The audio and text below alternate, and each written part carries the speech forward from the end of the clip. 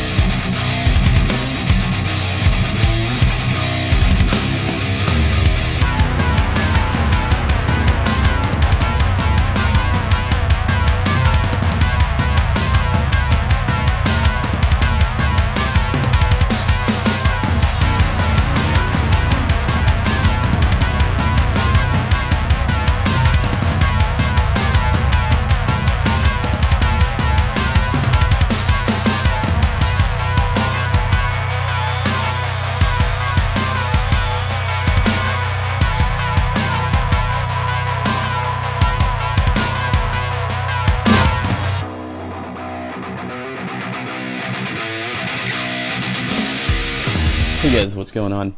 Dale, Dale's Leatherworks, back here with another bag review. This time, probably one of the times I've been most excited to review a bag. If you've been following along with my story at all, then you'll know that I designed my own backpack model and started making my own bags over the last couple years, and it's just been a lot of fun. It's extremely difficult though. So part of the reason why I'm so excited to be reviewing this brand is because back in the early days of collecting boots, when it finally dawned on me like, hey, I want a leather backpack, I started Googling for leather backpacks. And what comes up? The first thing that always comes up is Saddleback bags. So this is a company that I've long followed. They have a YouTube channel as well, and I always watch their YouTube channel. I love it. I love all the stuff they're putting out. They're always putting out cool and creative new concepts and ideas. Anyways, their motto is, they'll fight over it when you're dead. That's just how long these things are going to last you, literally for life. Like, you buy one of these for life, no doubt about it. So yeah, their owner... My name is Dave Munson, and I own Saddleback Leather Company. I have been designing for all my life, and I love it. He's in most of their YouTube videos. I'm always interested in what he's up to because he's always going on cool adventures in like South America and stuff, and field testing his own gear and things like that. Something that I truly can resonate with. I do some of the same things. Like, I like to make my own backpack and then take it, you know, on a trip to Puerto Rico, through the jungles, and or to Hawaii, Alaska, wherever I've been in the last couple years. I like to take my stuff that I make and then actually put it to the test and see how it does. So I have been using this bag faithfully for the last 2 months now, every day, and it's a brilliant design. I've always been captivated by this particular bag that they sell. They sell other things, and we'll get to that. This sucker is a monster. It's almost disheartening how few leather backpacks you can actually find on the market. Oftentimes they're very obscure brands, but this one is not an obscure brand. This brand has very much been out in the open for years now. They have a solid operation, a solid website, solid, consistently stocked products. This isn't a situation where it's a super duper small operation. It's still small relative to the rest of the world, right? If you're looking for a great leather backpack, like me, for example, I get asked sometimes like, hey, when are you going to restock? Right now, I have 2 Oxblood double shot Scout backpacks on my website ready to ship, but other than that, I actually don't know the next time I'm going to have time to actually make any backpacks. So I plan to keep making them, but realistically, it takes 40 hours of work, and the bulk of what I do now is video, in addition to balancing a full-time job and a family, and it gets to be a lot, and video reviews take a lot of time to edit. For that reason, I still love leatherwork. I still plan to keep doing leatherwork and making leather bags, but realistically, at my pace, since I'm a one-man operation, I could probably knock out 1 bag every 3 months. That's incredibly slow production, but just where I'm at with it right now, I hate to say. But if you want a great leather backpack that is in stock right now, I will leave a link to Saddleback bags in the description below. So go check them out, shop around. They're ready to ship right now. You don't have to wait a year for me to make you one. And that said, my model now is, I'm probably just going to make something that excites me, and I'll probably make 2.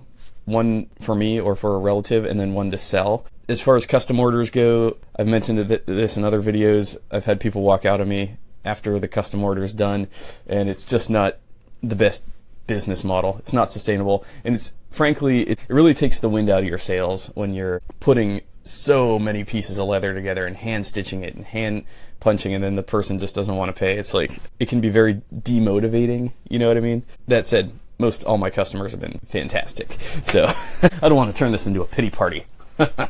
Alright, anyways, let's talk about this bag a little bit. So as you can see, relative to my body size, this is a very large backpack. Now I have made similar sized and larger. For reference, this roll top in emerald green, so it's a roll top, whereas this is a fixed top enclosure, so this roll top is taller. But for the most part, it looks to be mostly the same, roughly the same dimensions.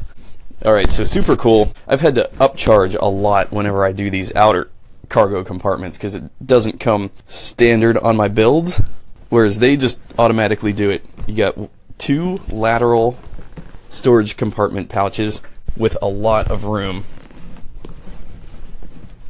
So I could actually fit 2 of my amino lean energy drinks into 1 pouch. If I'm taking the family out for a day hike or something like that and we need to pack food, plenty of storage for drinks. And you can even pack your own flask, which I highly advise. The hardware, very high grade. Each strap housing has a nice keeper there as well to prevent the strap from flapping around. That's a lot of extra work. So they are triple riveted down now. So these are going to be snap rivets. These are different from the ones that I use, the hand rivets that you actually have to hammer down and punch. These snap rivets are going to be a lot easier to install, but they back everything up with stitches, so even if these rivets were to fail, you still have backup. The stitching is backup, and this thread in the straps is very, very hardy. So I like that they do the triple rivets on each of the strap anchors here, 1, 2, 3, but then also surround it by stitching. They do a similar thing to me in that they super duper reinforce high stress points, which I like to see. For the craftsmanship, it's a rugged work. It is marketed, advertised as over-engineered, and to be honest, this was one of the most difficult bags to destroy. In my opinion, it almost felt like somebody knew someone would try to destroy this bag at this point, and let's make it very difficult, and they actually accomplished it. So the only thing I'll point out about this bag is, so these shoulder straps are kind of thin, and if you load it up with a lot of weight, it can kind of dig into your shoulders. It's kind of uncomfortable. So they actually include these sleeves for the shoulder straps. They are optional. They can come on and off, and take the sleeves off if you don't want them. But typically I load these things up. I'm usually carrying 30 to 50 pounds, and I definitely need these shoulder pads. No doubt about it. The only annoying thing about them is they do kind of slide around. I was going to maybe fix them in place permanently, eventually probably riveting them in place, but I haven't done it yet, and I don't know that it's necessary. The jury's still out on that because it's really not that big of a deal. You just got to slide it up normally whenever you're going to put the bag on. I love to see this carry handle at the top. Very ergonomic. They have the smooth side so that you can just grab it from this angle and carry it, and it's very comfortable to carry from that angle. Yeah, the leather they're using is very thick, and it's double layered, and I think there's some sort of reinforcement piece in there, maybe a separate strip of leather. I use a separate piece of leather in there that has got some good structure. And then also of note that I really wanted to highlight is this piece of veg tan that they put on the inside. This is going to add structure and support to the rivets. That this highest stress point of the entire bag is super duper protected. I've done similar things like this. This is a really good idea. I'm really glad that they incorporated this, because if these rivets were just affixed to the leather body, it wouldn't have as much support. I'm also noticing a temper difference in this front portion of the leather bag compared to the back and the enclosure flap. The enclosure flap has an additional layer of structure built into it for just that much more stand-up and durability. Using my trusty buckle guy leather gauge, so the straps are 10.5 ounces. The outer cargo compartment, 7.25 ounce. Very thick leather, thicker than most boot leathers. Just a tank of a bag. So there is an outer cargo compartment And what I like about this is a good spot to put things that are sort of more delicate. So this is my sunglass case, and I normally just keep my sunglasses and or something that I know that I'm going to be reaching for a lot, like headphones. I'll store the headphones in the outer base cargo compartment there. Opening her up, so we've got one single strap here, Saddleback Leather Company. What else is cool is we have this little system in place that I've never seen anybody else do. It's again single riveted and stitched around. I assume what you could use this for is if it's really super duper loaded up, cinch it shut and sort of have more reinforcement so that to prevent the bag from stretching if you're really kind of stressing the bag out. Aside from that, I'm not sure of what the utility behind this is, but I can say that if you have carabiners and stuff, you could also hang those from this. So you could, like, if you have a water bottle with a carabiner, you could sort of clip the carabiner to either the D-ring or this fastener, just let it dangle. So that's super neat. I really like that feature. So on the inside we have two inside pockets that I use to house my heavy duty raw brass and raw copper flashlights from urbanedc.com. Love that company. I'm a flashlight / lighter nerd. And then there's also an inner flap that perfectly houses a laptop. It also came with this really nice keychain in a matching leather. I love to see that. That's always a good touch.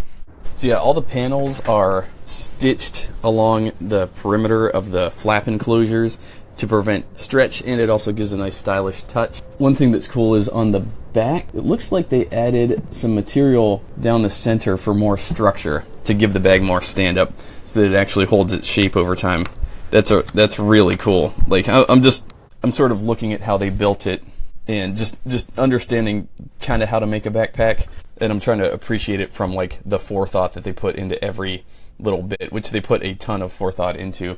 The anchor straps as well. I mean, these are 1, 2, 3. There's several layers to the anchor straps. Like, they are so beefy they protrude out. I mean, they really want to make sure that this bag is gonna last the long haul. And yeah, this top enclosure strap, I like that they triple rivet it down, but then stitch it down. And depending on the load, you have a good range of holes for adjustment.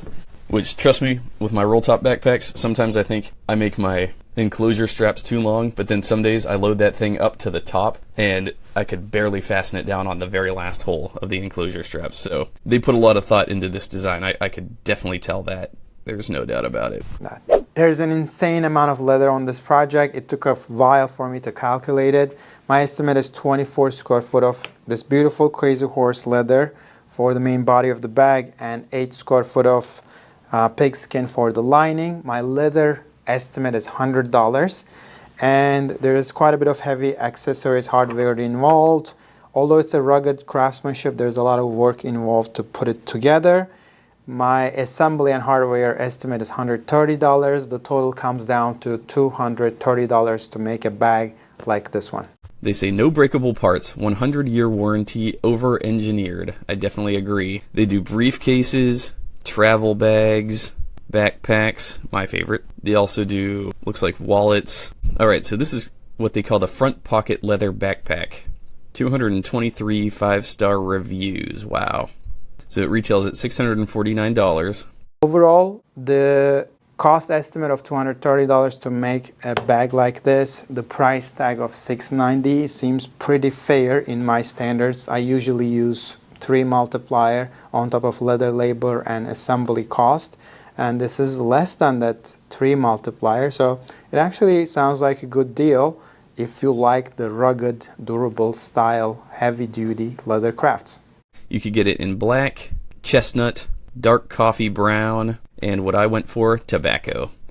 I went for tobacco because I wanted something that would patina up the most. Upon dissecting this bag, I really love the leather they used here. This is one of my all-time favorite leathers, Distressed Crazy Horse leather. Very well made, very clean hides, super substance, perfect leather selection for a rugged style bag like this.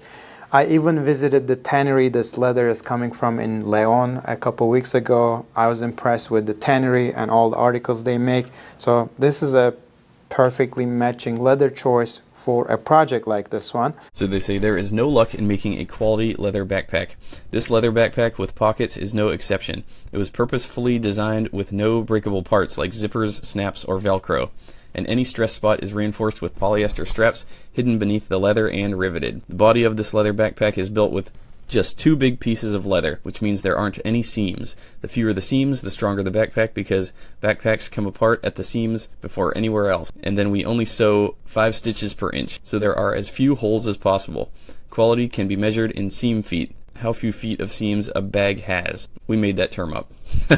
This backpack is made out of strong materials. The full grain leather is very tough and more resistant to water. The lining is made from pigskin, which is even stronger than cowhide. The hardware is made from 316 stainless steel, which is very strong and will not rust. Thread used to sew the backpack together is polyester, which does not deteriorate in the sun as nylon thread does. The leather of this backpack is the strongest and most water resistant we can find. Full grain, and then we line it with pigskin, which is stronger than cowskin. It's rare for a low quality company to use full grain to make a leather backpack because it's so expensive. When I say full grain leather, it still has all of the tough, tightly woven fibers on the top of the hide. Most companies shave off the scars and blemishes from the top of the hide and shave off the strongest and best parts of the hide, which is the grain. While doing it, they shave it down to genuine leather. They do it so they don't have to cut around the marks and throw those pieces into the trash as we do. We throw away 25% of the hide. They don't throw hardly anything away, but since it still has leather, they can call it a genuine leather backpack. It will not last nearly as long and is missing the beauty. Vegan leather backpack is plastic garbage. Vegan leather is ridiculous. It doesn't even make sense. It's usually polyurethane or PVC, which is plastic. Do you want to wear a plastic backpack? No. We don't want you to either. You and I both know that that will not last longer than your Care Bear backpack as a kid. And yeah, a note on vegan leather. Yeah, if it's plastic, it also doesn't breathe, which completely defies the point. Leather is moisture wicking, naturally moisture wicking. If you think about it like skin, right? Skin sweats, skin allows moisture to flow through and evaporate off. That's what leather does. That's why I always take a leather backpack when I'm traveling or wherever I go, because it's breathable, it's ergonomic, it interacts with your own skin much better. You can sweat into it, and the backpack will wick the moisture off of it. Whereas plastic, yeah, good luck with that. It's not going to breathe. This is another reason why I make veg tan leather insoles, because that stuff actually moisture wicks, breathes, is dense, is ergonomic while interacting with the human body. The human body has a very symbiotic relationship with leather. That's why I love leather. I never want to stray from leather, because it's raw, it's beautiful, and it's very natural in the way that it interacts with your body. They say, we know using 316 stainless steel custom hardware is kind of like killing a fly with a shotgun, but we did it anyways. Check that one off the list of potential problems. Our large pieces of hardware on our backpacks are rated strong enough to hold a 750-pound bag of cats. Did you have to bring up cats? Before it gives out. Seriously, we hope you Google it to understand more. If your life is going to depend on any metal, let it depend on 316 stainless steel. This leather backpack with pockets has a floppy interior laptop back pocket. All 3 exterior pockets have a hidden pocket behind them for quick access and longer things. This includes the side pocket on each side. The lower D-rings on the bottom of the backpack are great for strapping on tripods, blankets, and wet river shoes. The shoulder straps are minimal, comfortable, and adjustable. In fact, you can remove the shoulder pads for whatever reason. Like if you're tying down something with a nice finish on the roof rack of your Land Cruiser and you don't want the rope to leave a mark, you can put this leather pad under the rope. I know there aren't many ways to innovate for functionality on a plain leather backpack, but when I found a chance, I took it. Very spacious main compartment. The interior main compartment has enough space for a 17-inch laptop or charger or other electronic gear, some personal items, your passport, a book, or possibly a few books. You could even fit a monkey in there if you had to. Or a cat. But we wouldn't recommend that. My brother and I were dropped off by a boat on one of the Bocas del Toro Islands, headed to a famed surf spot called Wizard Beach. Everything seemed fine as we started on the trail up a nice grassy knoll with my leather backpack on my back, a fancy camera around my neck, and a leather suitcase in my hand. Jonathan was carrying our sole surfboard and a small leather satchel, and we were good to go. In no time at all, the ankle-high grass turned into dense underbrush and a double canopy overhead as we found ourselves in the middle of a dense Panamanian jungle. But that wasn't the problem. The problem is that the muddy trail was up and down and slicker than snot. It felt like we were hiking in roller skates on wet ice. Never had I experienced any mud like that. It was all we could do to stay on our feet, and it's times like this you appreciate a solid leather backpack on your back to let your hands be free to grab trees and roots, walk with a stick in hand. I'm not saying that we wouldn't have been forever lost in the jungle and eaten by monkeys if it weren't for my trusty leather backpack. I'm just saying it's a really good idea to wear a backpack to keep both hands free when you're out and about off the pavement. We finally got to Wizard Beach, put my leather backpack down, and learned why everybody had talked it up so much. It was no fable. The waves were monsters. Not like Zicatela Beach in Puerto Escondido, but they were huge. So Jonathan looked at me and I looked at him, and we mutually decided it wouldn't be a good idea to go out that day. We stayed on the beach for a few hours taking it all in, and we made our way back to the little dock again. It's not always the destination, but the journey. And yeah, they have a lot of really good reviews, 3-year reviews. So the story of Saddleback is really cool. Dave Suzette, 2 fabulous kids, 14 Rwandan sons and daughters, a cool dog, and crooked federale sent to kill him. Just some things that make up the Saddleback story. Part 1, the bullfighter. I got my first exposure to real tough leather at a Mexican bullfight, and I was the one fighting the bull. I didn't understand much Spanish then, but from what I gathered, they said to shake this cape thing and the bull would go for it. What they didn't tell me, or maybe they did, was that if anything else were shaking, like my leg, the bull might go for that instead. He wasn't real pretty with one curved horn and one straight one. He wasn't real bright either, but he was a fast learner, so the shaking thing worked the first time. My long and promising 15-minute bullfighting career ended that day, and shortly thereafter, Saddleback leather began. It's a fun-filled ride with quite a few adventures. A crooked federale was sent to kill me. I traded my black lab, Blue's puppies, for 100 tacos. Blue and I lived in a $100 a month apartment in Juarez, Mexico for 3 years, sleeping on the floor with no hot water stint. My little brother Jonathan and I worked for a Mexican mafia family, we think. But the biggest adventure of all was when I met my hot wife Suzette on MySpace while I was in Costa Rica and Panama getting pics of my bags. When I saw that picture of her skinning a deer, my heart stopped. Way sexier than any lingerie for sure. I had my first bag while living in southern Mexico as a volunteer English teacher to kids who needed a little help at a place called Centro NOA. I had looked everywhere for just the right bag to carry school books, but with no luck, I prayed for God to help me find the greatest bag ever, just like the one I had in my head. As it turned out, he helped me to find that bag, but in a way I wasn't expecting. I walked into a little leather shop and met a fellow working leather in the back. I asked him if he could make me a bag if I were to draw one out. I told him that I wanted it to be made so well that my grandkids would fight over it while I was still warm in the grave. He said, "Sí," and I said, "Bueno." And that's how it all started. God directed me to the perfect bag that didn't even exist yet. I loved that bag, and when I got back to the States, I found that a lot of other people did too. I'm not exaggerating when I say that I got 3 to 4 compliments a day on it. People ask me all the time where I found it and where they could get one too. It was fun to carry because I like talking to strangers. People crossed the street to ask about it and came out of their offices when I walked by their windows. So after all that, I decided to move back to Mexico to get more bags made and get the company off the ground. I moved to Acapulco first. That didn't work. So I ended up selling real estate around a golf course near Mexico City for a couple years. The leather worker who made my first bag, though talented, was to be trusted about as much as you'd trust a crocodile to protect a room full of 2-legged cats, and so I started looking for somebody else. I just love the humor this guy has. I went to Mexico's leather town, Leon, to find a new craftsman.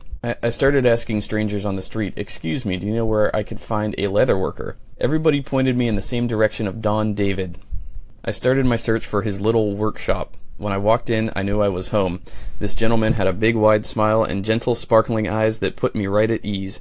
I introduced myself, handed him the bag, and asked if he could make it. Knowing what I know now, that was a really dumb question. He could have made a functional leather car engine if I would have asked him to.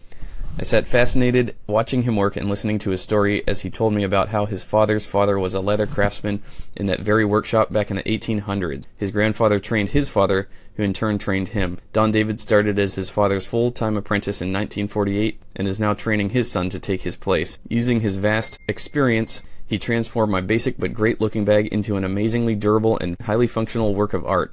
I ended up living in Juarez, Mexico, and rented a $100 a month apartment with no hot water. I saved so much money living there that I was able to send a little off for 5 more bags, then 8, then even a dozen at a time. Things were really starting to roll, but it wasn't long before I started to burn out doing everything myself. The lure of $17,000 a year wasn't just as attractive as it once was. I was longing for the good life on the road again. That's when I talked my father into working with me part-time to help with customer service and bookkeeping and shipping and quality control and sales on eBay and a bunch of other things. Boy, he was a breath of fresh air. My part-time turned into a full-time in no time at all. His business wisdom and understanding really made a huge difference. The struggling company soon became a healthy company. Now I was able to get back to traveling more. Whether in Poland or Panama or the Czech Republic or Slovenia or in the Sahara or anywhere else, I was finally able to go more places that I could ever drive or hitchhike to. After 3 years of living in Juarez, I got tired of it. I was tired of wondering if my old truck would be there in the morning. So in 2006, after a trip through Costa Rica and Panama, I moved to El Paso, Texas, met my super funny and hot wife Suzette on MySpace, and got married 6 months later. Part 7, the real adventure begins. 9 months and 15 minutes after the wedding. Oh, that's suspicious timing. We had our gorgeous little baby girl. She looked just like me minus the goatee when she was born, but she got really cute about 4 months later.